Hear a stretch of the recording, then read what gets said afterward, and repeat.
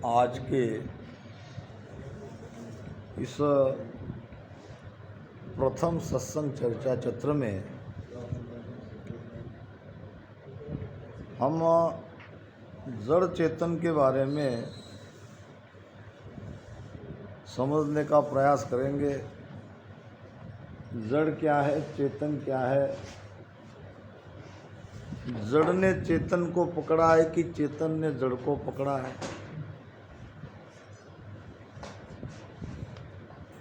अगर जड़ ने चेतन को पकड़ा है तो जड़ चेतन को पकड़ कैसे सकता है,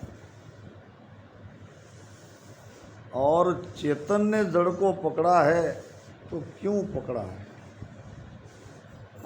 जड़ समझते हो, जो स्थिर है, पत्थर के जैसा। पत्थर जड़ है, स्थिर है, तो जो वस्तु स्थिर है वो किसी और वस्तु को पकड़ नहीं सकती। और फिर चेतन है जिसमें हलचल है, यहाँ वहाँ जा सकती है, तो चेतन हो के उसने जड़ को क्यों पकड़ा है। चेतन ने चेतन को पकड़ता तो समझ सकते थे। ऐसे बहुत ही महत्वपूर्ण विषय पर चर्चा का प्रारंभ होने जा रहा है।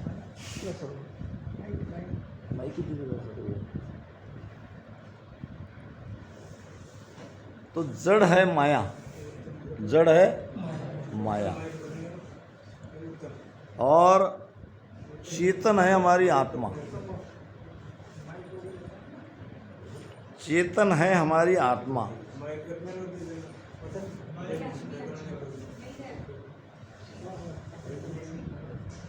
ये चेतन आत्मा ने जड़ माया को पकड़ के रखा है, और इसी कारण हम दुखी है। अगर हम इस पकड़ को छोड़ दे तो हम सुखी सुखी है।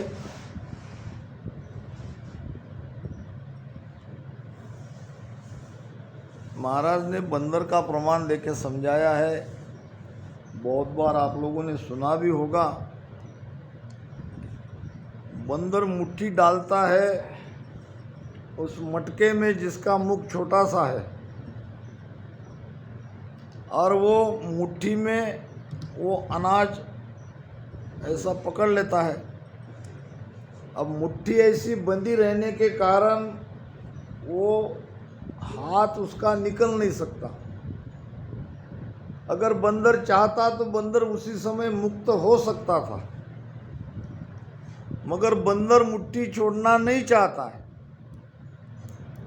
बंदर को वो सुख भी चाहिए और वो मुक्त भी होने के लिए तड़पता है। इसी उधेड़बन में वो अपना विवेक खो देता है और फिर बंधन में आ जाता है। बंधन में आने का मतलब उसको कोई बांध लेता है। अब सोचना ये है कि वो मदारी ने, जो बंदर पकड़ने वाला है, उसने तो केवल लालच दिखाया था पकड़ने के लिए। अगर चाहता तो इस लालच से मुक्त होकर बंदर आज़ाद हो सकता था, मुक्त रह सकता था, मुट्ठी छोड़ सकता था, मगर बंदर मुट्ठी छोड़ता नहीं, और मुट्ठी बांध के रहने के कारण हाथ निकलता नहीं, और घड़ा लेके पेड़ पे चढ़ नहीं सकता, और वहीं बैठा रहता है। मदारी आके उसको पकड़ लेता है। हमारे जीवन का यही रहस्य है। हम चाहे तो अभी मुक्त है, मगर अपने कितने बंधन अपने ऊपर बांध के रखे हैं। अब इन सारे बंधनों को एक एक करके छोड़ने जाओगे तो ऐसे कई जन्म लेना पड़ेगा।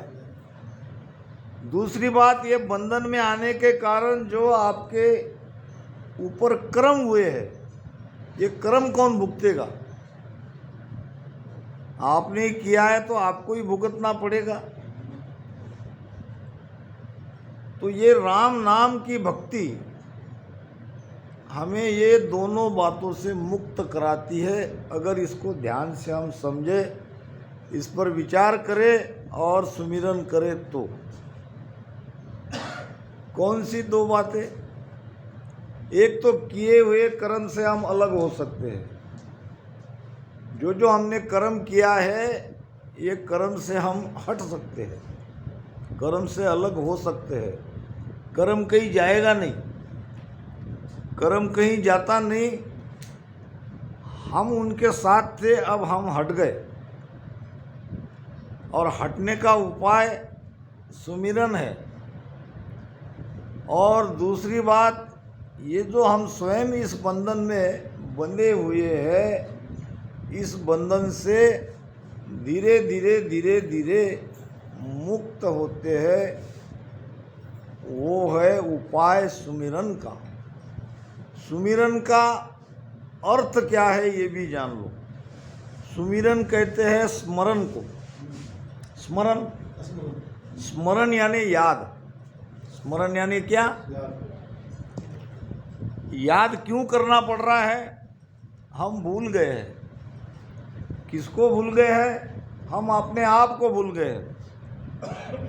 ये जड़ के साथ हमारा तादात्म्य बनने से हम अपने आप को शरीर मान रहे हैं, स्त्री मान रहे हैं, पुरुष मान रहे हैं। क्या आत्मा न स्त्री है न पुरुष है? हम अपने आप को गाय, बैल, गधा मान रहे हैं, शेर मान रहे हैं और हिरण के पीछे लगे हैं। हम न गाय है, न गधा है, न बकरी है, न शेर है, न हिरण है। ये तो हमारा अज्ञान है। ये हमारा अज्ञान है कि हम ऐसा समझ रहे हैं अपने आप को, और ये शरीर को हम अपना मान रहे हैं, ये भी हमारा अज्ञान है। अब ये अज्ञान दूर कब होगा? क्या है इसका उपाय? इसका उपाय एक ही है, जब हम अपने आप को जानेंगे हम कौन है। कुण है रे बाबा, कुण है रे बाबा, कुण है, कुण है, कुण है वो। ये महाराज किसको कह रहे? हमको कह रहे। अरे भाई तू कौन है? तू कौन है? तू कौन है? तू ये शरीर नहीं है, तू ये मन नहीं है, ये जगत तेरा नहीं है, ये संसार तेरा नहीं है। तू तो उस मालिक का अंश था, तू तो राम जी का अंश था। तू यहाँ कहाँ फंसा है? हंसा तू तो सबल था और हल्की तेरी चाल। अरे तू तो बहुत बलवान था, तू तो परमात्मा का अंश था, और तू ये कैसे माया में फंस गया? महाराज कहते हैं कि तू माया में रच रहो रे, क्या चल सी तो ये लार। तू कैसे क्या ये माया में फंस गया? अब अपने आप को जानने के लिए आप कौन हो, इसको आपको याद करना पड़ेगा। आप कौन हो इसको याद करना पड़ेगा। उसका नाम है सुमिरन। हम केवल राम राम राम राम राम राम रटन नहीं कर रहे। हमारे स्मरण में बहुत बड़ी शक्ति है, बहुत बड़ा भेद है। सुमिरन कैसा करना चाहिए? मन के साथ तो अभी हम हैं, मन के साथ तो अभी हम हैं। मन के साथ रहने से हमारा यह हाल हो गया है। सुमिरन एक उपाय है मन से अलग होने का, और वहाँ भी आप विचारों के साथ हो। भजन तो करते दिख रहे हो, राम राम तो हो रहा है, रचना तो चल रही है, मगर आप कहीं नहीं हो वहाँ। आप तो पूरे के पूरे मन के साथ हो। तो अभी जैसे वैसे भजन में ही हो आप हो। क्या फर्क पड़ा?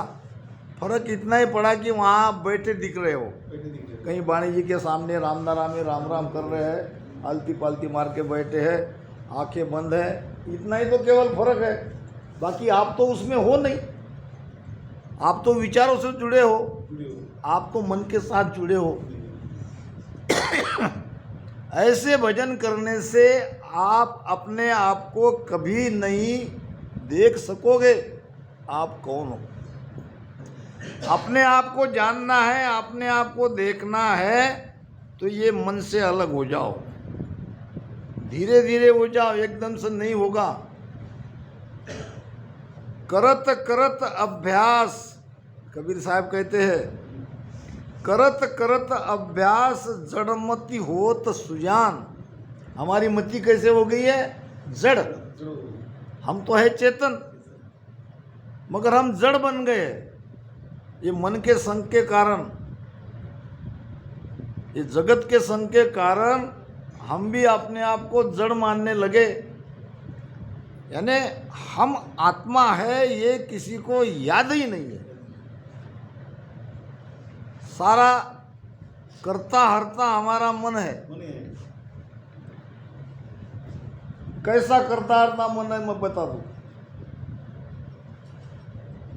अब अच्छे खाने की इच्छा हो गई, किसको हुई? मन को।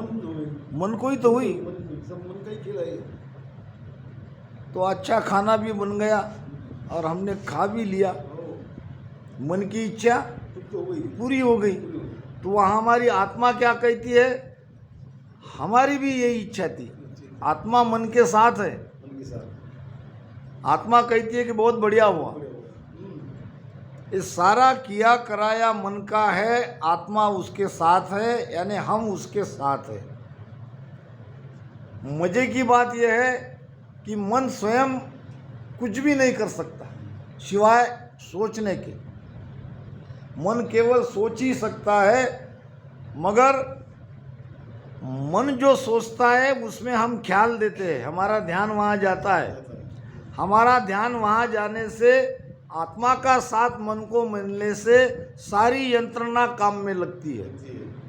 फिर बुद्धि निर्णय करती है, चित्त याद करता है, अहंकार क्रिया करवाता है।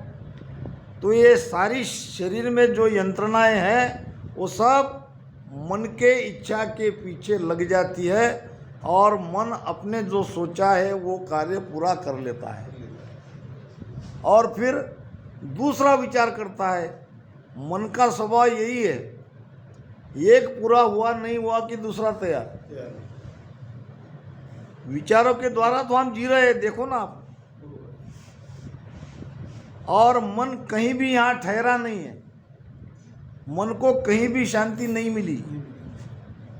मन को कितना भी धन कमा के दो, मन को कितना भी बढ़िया बिल्डिंग बना के दो, मन कहीं रुका नहीं है। वो कहेगा और बढ़ती भी रहता हो। एक राजा था और एक राजा का यहाँ एक साधु आए भिक्षा पात्र लेके। राजा ने कहा, महाराज आपको क्या दूं? अब राजा के पास क्या कमी है? जब कोई साधु आया है तो साधु की इच्छा अनुसार उसे दे दे।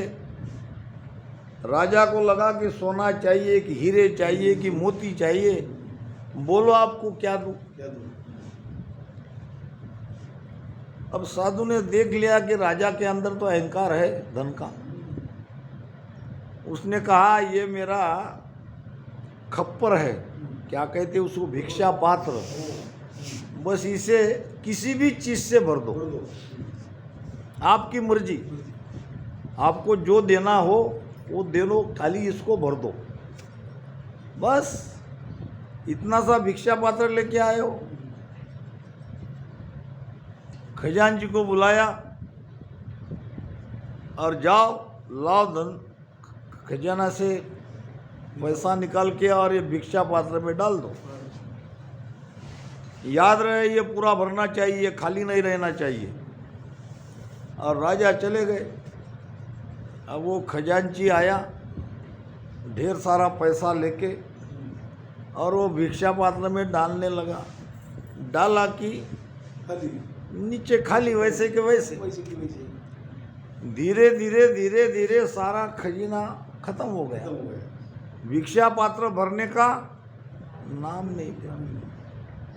भागा भागा गया राजा के पास, महाराज वो तो भर ही नहीं रहा है, भर ही नहीं रहा है। क्या हमारे पास इतना धन नहीं है जो इतना छोटा सा भिक्षा पात्र भर सके? सारी तिजोरी खाली हो गई, सारा खजाना खाली हो गया। अच्छा है, जाओ गांव से जितना धन है सब लाओ, सबके घर से सबका धन जमा करके इकट्ठा किया और वो भिक्षा पात्र में डाला, वो भरे ही नहीं। सुबह से दोपहर तक आ गई, सारे नगर की भीड़ वहां आ गई। राम राम। कि क्या है ऐसा विशेष कि ये भिक्षा पात्र भर ही नहीं रहा है? फिर राजा स्वयं आए। राजा ने जान लिया बात कुछ अलग है। राजा ने कहा, महाराज क्षमा करे, मैंने आपको पहचाना नहीं, मैंने बोल दिया कि भाई क्या चाहिए इतना इनके भर के दे देंगे, मगर यहाँ तो बात अलग है। कृपया करके हमें पहले क्षमा करिए और ये बताइए कि भिक्षा पात्र है क्या, ये भर क्यों नहीं रहा है? तो साधु ने कहा, राजा जी ये कोई मामूली भिक्षा पात्र नहीं है, ये तुम्हारे दौलत क्या, इतने 3 लोक में जितना भी धन है ये भी इसमें डाल दिया तो भी ये खाली रहेगा। तो ये बताओ तो सही है क्या? तो ये मनुष्य की खोपड़ी का भिक्षा पात्र है। ये क्या है? मनुष्य की खोपड़ी है। ये छोटी सी खोपड़ी है। यहाँ 3 लोक की संपदा भी किसी ने लाके दे दिया तो ये कहेगी और ये भरने वाली नहीं है। तो कहने का मतलब, जब तक हमें ये पता न चले हम कौन हैं तो हमारा भक्ति करना बेकार है। ऐसी किसी भी भक्ति में अगर स्वरूप का बोध नहीं होता है, अपने आप को जानने का उपाय नहीं होता है, वो भक्ति नहीं है। वो भक्ति का दिखावा मात्र है। तो हम कर क्या रहे हैं? हम अपने आप को जानने का प्रयास कर रहे हैं। करत करत अभ्यास जड़मत होत सुजान।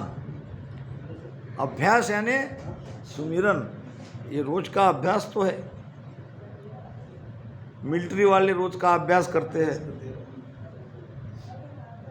क्या युद्ध देश देश का युद्ध क्या हमेशा होता? वो तो 10-20 साल में 50 साल में एक आध बार होता है। मगर क्या गवर्नमेंट वो मिलिट्री वाले को, हमारे जो जवान हैं उनसे अभ्यास नहीं करवाती? करवाती है। उनको अप टू डेट रखती है। अटेंशन क्या कहते हैं, ये रेडी, यानी जब समय आएगा तब आप रेडी हो जाओ। आदेश मिलते ही आप टूट पड़ो दुश्मनियों पर। इसके लिए उसको बेसावत नहीं रखते हैं, उससे अभ्यास करवाते हैं। एक ख्यातनाम संगीतकार संगीत की कला का रोज रियाज करता है, अभ्यास करता है कि नहीं? संगीत के कार्यक्रम भी रोज नहीं होते, मगर वो अपना पियानो बजाता ही है, जो भी है उसका वो करता ही रहता है, उसका अभ्यास। तो ये जो हम रोज का सुमिरन कर रहे हैं, ये है अभ्यास। अभ्यास से क्या होगा? करत करत अभ्यास जड़मति होत सुजान। हमारे जो मत है, जो हम जड़ बने हैं, जो अपने आप को मन के साथ लगे हैं, यानी मन ही समझ रहे हैं, ये मति है हमारी जड़। हम मन नहीं है, मगर हम ऐसा मान के चलते हैं क्योंकि और कोई उपाय नहीं है। क्योंकि जब से हम जन्मे हैं तब से मन के साथी है। मरेंगे तो मन के साथ ही मरेंगे, फिर से कहीं जन्म होगा तो मन के साथ ही जन्म होगा। तो ये हमारी जड़ मति में कोई बदलाव नहीं होगा। ये मति और मजबूत होती जाएगी और गड़द होती जाएगी।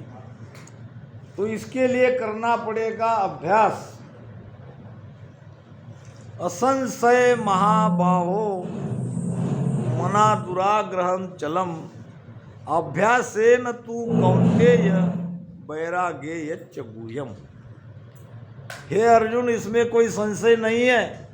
ये मन बहुत चालायमान है। मन कभी एक क्षण, एक पल, एक जगह ठहरता नहीं है। मन की दौड़ बहुत तेज है। मगर तू इसे दो तरह से रोक सकता है। मन पर कंट्रोल हम दो तरह से कर सकते हैं, एक अभ्यास और एक है वैराग्य। वैराग्य किसे कहते हैं? वैराग्य का बस इतना ही अर्थ है, थोड़ी थोड़ी देर तक संसार से मन से अलग होके सत्संग में आना, भजन में बैठ जाना। यहाँ हमने अभी टेम्पररी वैराग हमारे अंदर आया है।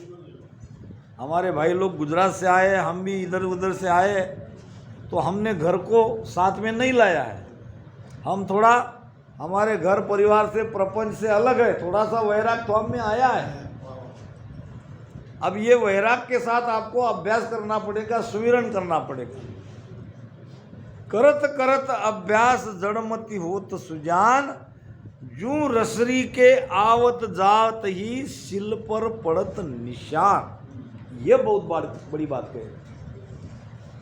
पुराने जमाने में वो राहट रहती थी कुएं पे, आपके तरफ रहती थी क्या? वहाँ पत्थर रहते थे ऐसे गाड़ के, और वो रस्सी पत्थर से खींचते थे, तो बार बार रस्सी से खींचने से वो निशान पड़ जाते हैं पत्थर पे, कहीं आज भी होंगे। अच्छा, रस्सी को पत्थर तोड़ सकता है कि पत्थर को रस्सी तोड़ सकती है? बोलो। अगर तोड़ने जाए तो पत्थर से रस्सी ही टूटेगी, रस्सी से पत्थर टूटेगा क्या? नहीं टूटेगा, क्योंकि रस्सी नरम है, पत्थर थोड़ा। मगर यहाँ हो रहा है ऐसा, किससे हो रहा है? करत करत अभ्यास। आप निरंतर अभ्यास करने से किसका? वो रस्सी का खींचना, नीचे बकेट कुएं से ऊपर खींचना और पानी खाली करना और बकेट नीचे डालना, भर जाना और ऊपर को खींचना। ऐसे आप निरंतर खींचते रहने से सील यानी पत्थर पर रस्सी के निशान पड़ते देखा जा सकता है, और वो दिख भी रहा है। अब जड़ जड़ को निशान पैदा कर सकता है, तो हम अगर चेतन भजन सुमिरन करेंगे तो हम कर्म से अलग क्यों नहीं होंगे? हम अपने आत्मस्वरूप की ओर क्यों नहीं जा सकते? अभ्यासे न तू कौन्तेय वैराग्ये यच्च गुह्यम। वैराग्य और अभ्यास से हम मन पर कंट्रोल कर सकते हैं, मन को अपने बस में कर सकते हैं।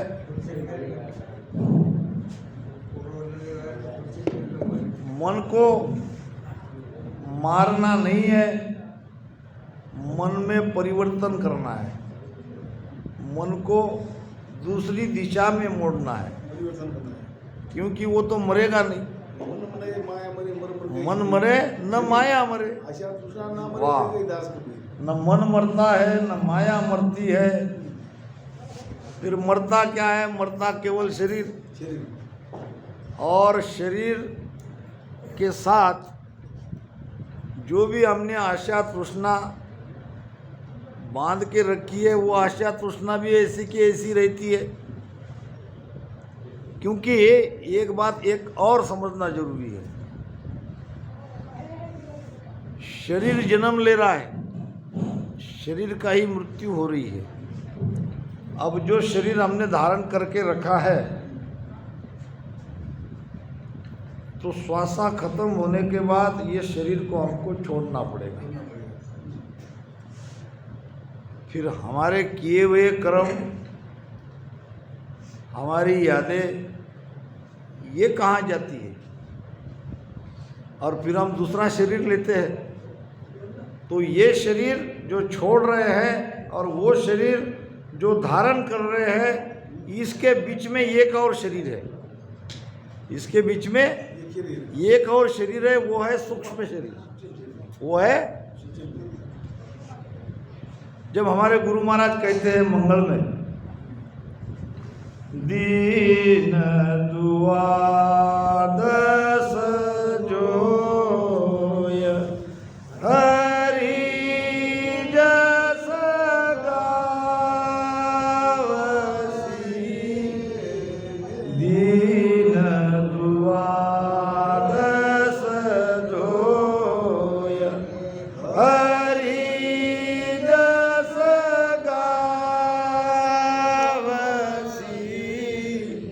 के सुख देवा जीव सुण्या सुख पावसी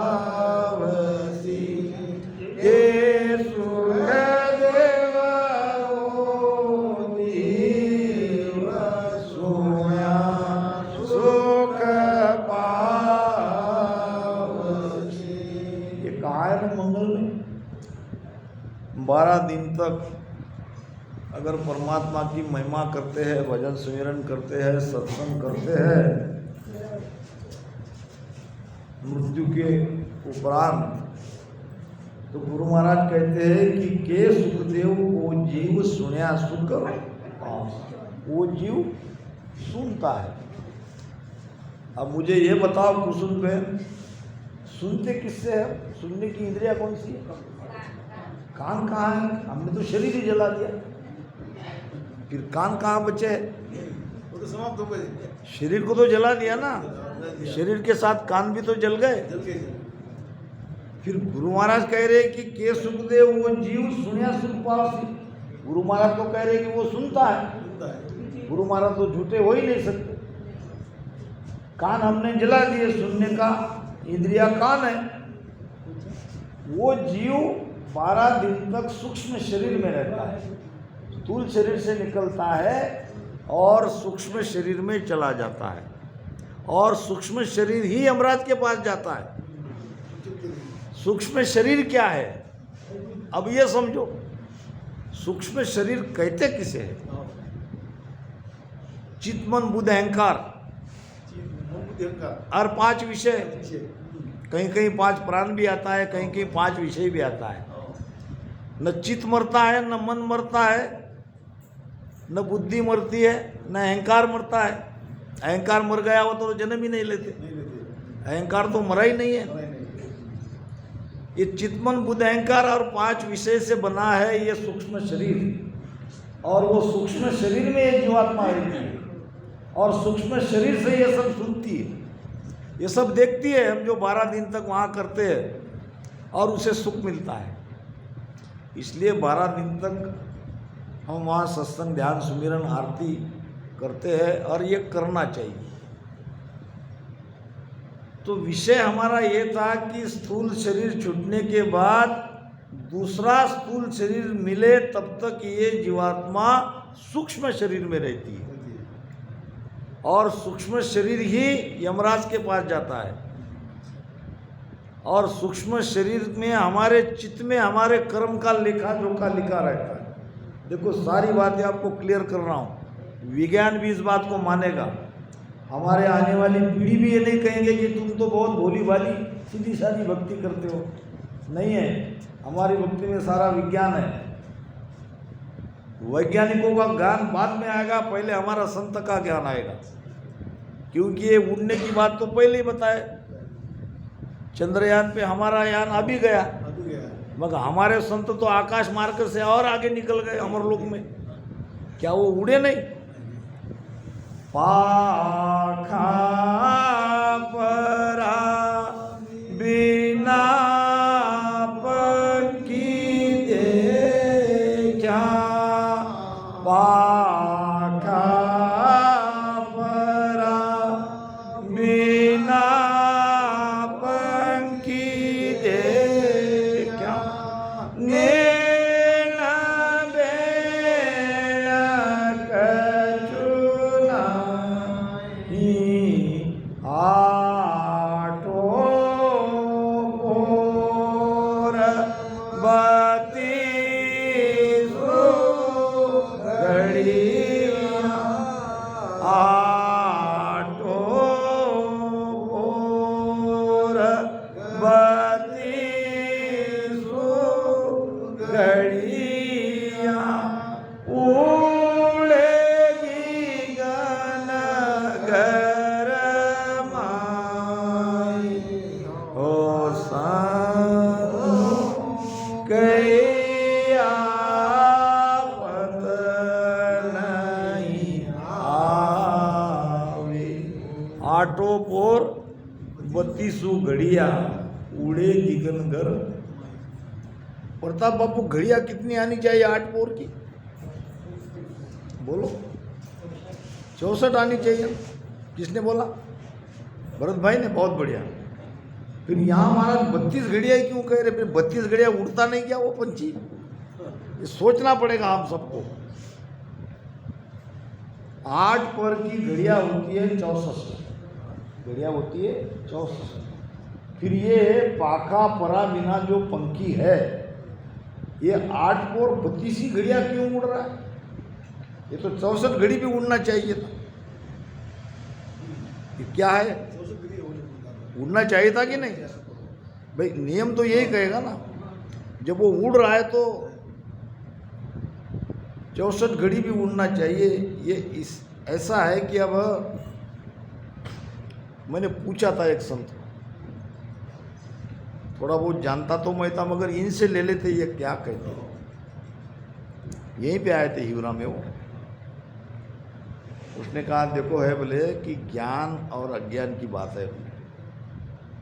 जब हम रात में सोते हैं तो सोते समय हमारी 32 घड़ियाँ उसमें आ जाती है ना। अब ये 32 घड़ियाँ में अगर सुमिरन करते करते आप सोओगे तो 32 घड़ियाँ आपका पंछी उड़ेगा। भजन करते करते सोओगे तो रात में भजन भी चलेगा।